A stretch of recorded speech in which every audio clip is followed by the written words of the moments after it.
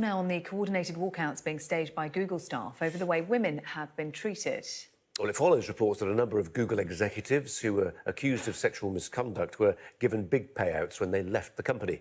Joining us from central London now is Rachel Caldicott, Chief Executive of the technology think tank Dot Everyone. Hello to you, Rachel.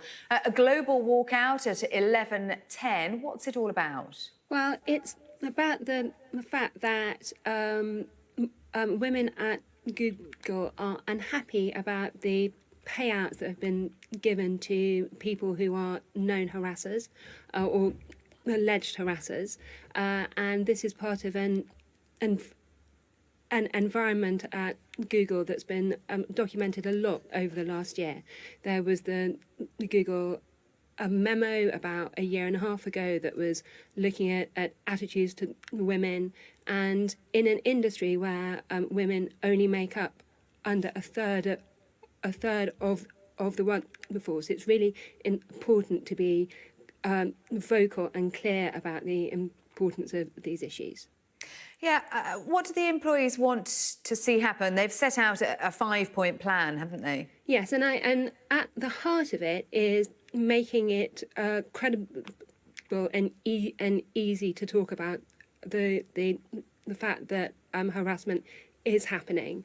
At the moment, a lot of Google employees aren't able to sue, and it's called forced arbitrage, and they would like to have that taken away, and they would like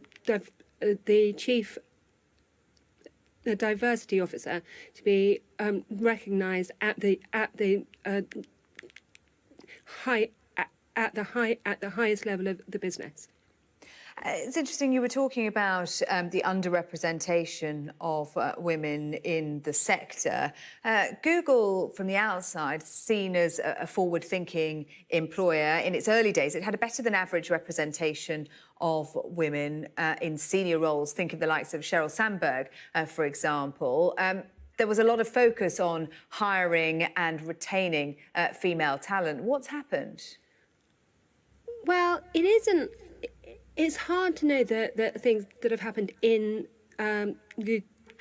Google specifically, but in the industry as a whole, there's been a long-running situation where it's hard to be a woman in the teams that are heavily dominated by men, where engineering is really dominant and the mindset of innovating fast, and that actually it's more about keeping the staff and respecting them.